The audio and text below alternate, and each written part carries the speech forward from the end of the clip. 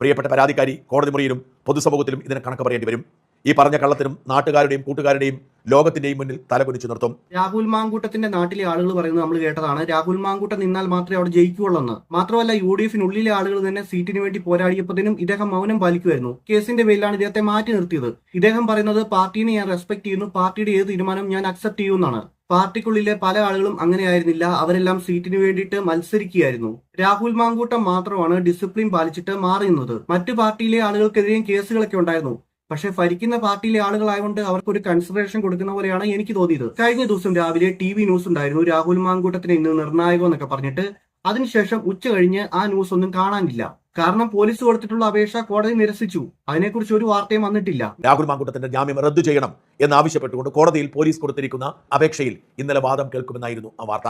ഏതാനും ആഴ്ചകൾക്ക് മുമ്പ് രാഹുൽ മാങ്കൂട്ടത്തിൽ കുരുക്കിലേക്ക് ഉടനടി ജാമ്യം റദ്ദാക്കി ജയിലിൽ അടയ്ക്കും എന്നൊക്കെ പറഞ്ഞ് പലരും ആഘോഷിച്ചതാണ്. അവർ ആഘോഷം കഴിഞ്ഞ 2 ദിവസം മറ്റ് തിരക്കുകൾക്കിടയിലും തുടർന്നു. എന്നാൽ ഇന്നലെ ഉച്ചതിരിഞ്ഞ് ഒരു ചാനലും ആ കേസിന് എന്ത് സംഭവിച്ചു എന്ന് റിപ്പോർട്ട് ചെയ്തില്ല. ഇന്നത്തെ പത്രങ്ങളിൽ ഒറ്റക്കോളം വാർത്തയുണ്ട് എന്നതൊഴിച്ചാൽ യഥാർത്ഥത്തിൽ എന്ത് സംഭവിച്ചു എന്ന് മാധ്യമങ്ങൾ പറയാതിരിക്കുന്നത് കൃത്യമായ അജണ്ടയല്ലേ?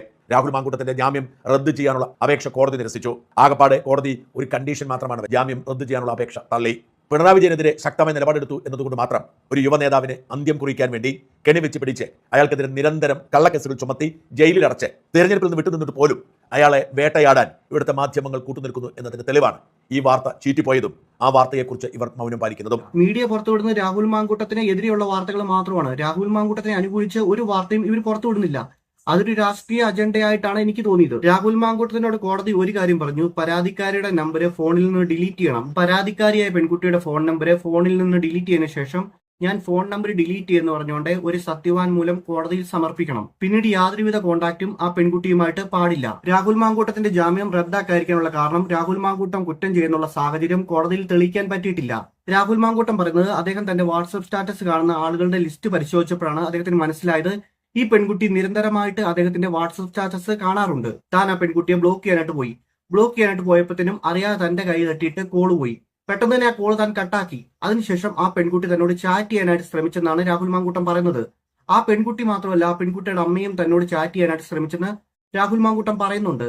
ഇപ്പൊ നമ്മൾ ഒരാൾക്കെതിരെ കേസ് കൊടുക്കുവാണെങ്കിൽ നമ്മൾ പിന്നെ അവരോട് സംസാരിക്കാനായിട്ട് നിൽക്കത്തില്ല. നമ്മൾ അവരെ വിളിക്കാനായിട്ട് ശ്രമിക്കുവാണെങ്കിൽ അവർ കോടതി കൊണ്ടുപോയി പരാതി കൊടുക്കും. അല്ലാതെ തിരിച്ച് മെസ്സേജ് അയക്കാനായിട്ട് നോക്കത്തില്ല. ഇവിടെ തിരിച്ച് മെസ്സേജ് അയച്ചെന്നാണ് പറയുന്നത്. ആ പെൺകുട്ടി മാത്രമല്ല, പെൺകുട്ടിയുടെ അമ്മയും മെസ്സേജ് അയച്ചെന്നാണ് പറയുന്നത്. ഇപ്പൊ നമ്മൾ ഒരാൾക്കെതിരെ കേസ് കൊടുക്കുവാണെങ്കിൽ അവരോട് നമുക്ക് ദേഷ്യമായിരിക്കും. ആ ദേഷ്യമുള്ള ആളിനോട് നമ്മൾ സംസാരിക്കാനായിട്ട് കൂട്ടാക്കത്തില്ല. പക്ഷെ ഇവിടെ അങ്ങനെയല്ല സംഭവിച്ചത്. സ്ക്രീൻഷോട്ട് അടക്കമുള്ള തെളിവുകൾ നിരത്തിയിട്ടാണ് രാഹുൽ മാങ്കൂട്ടം ഈ കാര്യം തെളിയിച്ചത്. കോടതി ഇതുകൊണ്ടാണ് പറയുന്നത് രാഹുൽ മാങ്കൂട്ടത്തിന്റെ കേസ് കോടതിയിൽ നിലനിൽക്കില്ലെന്ന്. നമ്മുടെ മീഡിയ എല്ലാം രാഹുൽ മാങ്കൂട്ടത്തിനെ അറ്റാക്ക് ചെയ്യാനായിട്ട് കൂട്ടുനിൽക്കുകയാണ്. മാത്രമല്ല അദ്ദേഹത്തിന്റെ ജാമ്യം നിഷേധിക്കാനായിട്ട് കോടതി കൊടുത്തിട്ടുള്ള അപേക്ഷ നിഷേധിച്ച കാര്യം ഒരു മീഡിയയിലും വന്നിട്ടില്ല. ഇതിനെക്കുറിച്ച് രാഹുൽ മാങ്കൂട്ടത്തിന്റെ സുഹൃത്ത് ഷെയർ ചെയ്തൊരു പോസ്റ്റ് ഉണ്ട്, അത് ഞാൻ കാണിച്ചു തരാം. രാഹുലിന്റെ എക്കാലത്തെയും മികച്ച സുഹൃത്തായ ഫെനി നൈനാൻ ഇങ്ങനെ കുറിച്ചു. ഇന്നത്തെ ദിവസം പറയേണ്ടത് രാഹുൽ മാങ്കൂട്ടത്തിനെ പറ്റിയാണ്. അയാൾ കാണിച്ച അച്ചടക്കം ചുരുങ്ങിയത് 2 സീറ്റിലെങ്കിലും കോൺഗ്രസിന് ഗുണമാകുന്നുണ്ട്. അതിനെപ്പറ്റി വേറെ ഒരു അവസരത്തിൽ പറയാം. കേസിനെ പറ്റി തന്നെ പറയാം. രാവിലെ വാർത്തകൾ ഉണ്ടായിരുന്നു രാഹുലിനെ ഇന്ന് നിർണായകമെന്ന്. കുറേയായി തലക്കെട്ട് ശീലമായിട്ട്. ഇന്നത്തെ വിശേഷം രാഹുൽ MLA രണ്ടാമത്തെ കേസിലെ പരാതിക്കാരിയെ ഫോൺ വിളിക്കാൻ ശ്രമിച്ചു. അത് അവരെ ഭീഷണിപ്പെടുത്താനായിരിക്കാം. അതുകൊണ്ട് ജാമ്യം റദ്ദാക്കണമെന്ന് SIT കൊടുത്ത പരാതിയിൽ വിധി പറയുന്ന ദിവസമായിരുന്നു. കോടതി വിധി വന്ന ശേഷം കാര്യമായ വാർത്തകളില്ല. എന്താണ് കാരണം? രാഹുൽ MLAയുടെ ജാമ്യം റദ്ദു ചെയ്യാൻ പറ്റില്ല എന്ന് കോടതി വിധിച്ചു. എന്തുകൊണ്ട് കോടതി അങ്ങനെ വിധിച്ചത്? രാഹുൽ MLA കോടതിയിൽ സമർപ്പിച്ച തെളിവുകൾ ഈ പരാതിക്കാരുടെ അമ്മ തന്നെ അദ്ദേഹത്തിന് ഫോണിലേക്ക് മെസ്സേജുകൾ അയക്കുന്നുവെന്നും പരാതിക്കാരിയും തന്റെ സ്റ്റോറികൾക്ക് പ്രതികരിക്കുന്നുവെന്നുമാണ്. ഈ പരാതിയിൽ പറഞ്ഞ ദിവസം പോലും പരാതിക്കാരുടെ അമ്മ ഫോണിൽ മെസ്സേജ് അയച്ചുവെന്നും അതിനാൽ ബ്ലോക്ക് ചെയ്തു എന്നുമുള്ള തെളിവുകൾ കോടതിയിൽ സമർപ്പിച്ചു. അത് കോടതിക്ക് ബോധ്യമായി. ഒരു ചെറുപ്പക്കാരനെ ഒരു സർക്കാരും ഒരു സംഘം മാധ്യമങ്ങളും ചേർന്ന് കഴിവേറ്റാൻ ശ്രമിച്ചതിന് ഉദാഹരണമാണ് രാഹുൽ കേസ്. അയാൾ തന്നെ സൂചിപ്പിച്ചതുപോലെ കേരളം ഇതിന്റെ ചതികൾ ഒന്നൊന്നായി തെളിവ് സഹിതം തിരിച്ചറിയും തീർച്ച. ഈ തള്ളിപ്പറഞ്ഞവർ അന്ന് ദുഃഖിക്കും. ഈ പരാതിക്കാരി എനിക്കെതിരെയും അപവാദ പ്രചരണം നടത്തിയിരുന്നു. ഞാൻ നിയമ നടപടികളുമായി മുന്നോട്ട് പോവുകയാണ്. പ്രിയപ്പെട്ട പരാതിക്കാരി കോടതി മുറിയിലും പൊതുസമൂഹത്തിലും ഇതിന് കണക്ക് പറയേണ്ടി വരും.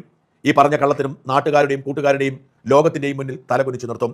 കോടതിയിൽ കള്ളം തെളിയുമ്പോൾ തിരശ്ശീലയ്ക്ക് പിന്നിൽ നിൽക്കാനാവില്ല. നിരന്തരമായിട്ടുള്ള മാധ്യമ വിചാരണയ്ക്കും വേട്ടയാടലിനും ഉമ്മൻചാണ്ടി സാറിന് ശേഷം പെട്ടുപോയിട്ടുള്ള ഇദ്ദേഹമാണ്.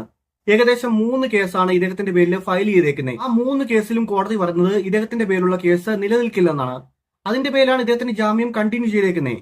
രാഹുൽ മാങ്കൂട്ടം ചെയ്ത കുറച്ച് കാര്യങ്ങളെക്കുറിച്ച് പിഷാരടി തന്റെ ഇലക്ഷന്റെ ഭാഗമായിട്ട് കൊടുത്ത ഇന്റർവ്യൂവിൽ പറയുന്നുണ്ട്. നമുക്കത് നോക്കാം. അത് സ്വാഭാവികമായിട്ടും അദ്ദേഹം ഉത്തരവാദിത്തപ്പെട്ട ഒരു കാര്യവും അദ്ദേഹം അതിന്റെ വിധി അനുകൂലമായാലും പ്രതികൂലമായാലും അദ്ദേഹം അനുഭവിക്കാനുള്ളൂ. എന്നാൽ അവിടെ എല്ലാ പഞ്ചായത്തിലും ഒരു ഓഡിറ്റോറിയങ്ങൾ ഉണ്ടാകുന്നുള്ള ഒരു പദ്ധതി കൊണ്ടുവന്നു. 1.5 വർഷം കൊണ്ട് ഏകദേശം 13 വീടുകൾ രാഹുൽ അവിടെ വെച്ചു കൊടുത്തിട്ടുണ്ടെന്നാണ് എന്റെ അറിവ്. അപ്പോൾ ബാക്കി ഒരു 8-10 വീടുകളുടെ പദ്ധതി പകുതിക്ക് നിൽക്കുകയാണ്. അദ്ദേഹം എന്തെങ്കിലും നല്ല കാര്യങ്ങൾ എന്തെങ്കിലും വല്ല ചെയ്തിട്ടുണ്ട്, വീട് ഉൾപ്പെടെയുള്ള കാര്യങ്ങൾ ചെയ്തിട്ടുണ്ട്. അദ്ദേഹം ചെയ്ത നല്ല കാര്യങ്ങൾ അവിടെ നിന്ന് ഏറ്റെടുക്കുകയും അത് തുറന്നു പോവുകയും. രാഹുൽ ഇത് ഒരുപാട് നല്ല കാര്യങ്ങളുണ്ട്, അതിനെയൊന്നും പാർട്ടി പോലും ഇപ്പൊ മെൻഷൻ ചെയ്യുന്നില്ല. പാർട്ടിനെ മെൻഷൻ ചെയ്യാനായിട്ട് എതിർ പാർട്ടിക്കാരെ സമ്മതിക്കുന്നില്ല.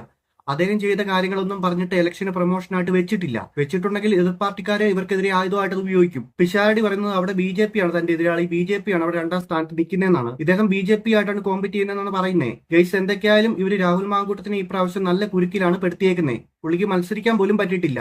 രാഹുൽ മാങ്കൂട്ടം കുറ്റം ചെയ്തിട്ടില്ലെങ്കിൽ ഇതിന്റെ പിന്നിൽ ആരൊക്കെ തന്നെ ഉണ്ടെങ്കിലും ഒരു കാലത്ത് കണക്ക് പറയേണ്ടി വരും. ഗൈസ്, എനിക്ക് ഇത്രയൊക്കെ ഉള്ളൂ പറയാൻ. വീഡിയോ ഇഷ്ടപ്പെട്ടെങ്കിൽ ലൈക്ക് ചെയ്യുക, സബ്സ്ക്രൈബ് ചെയ്യുക.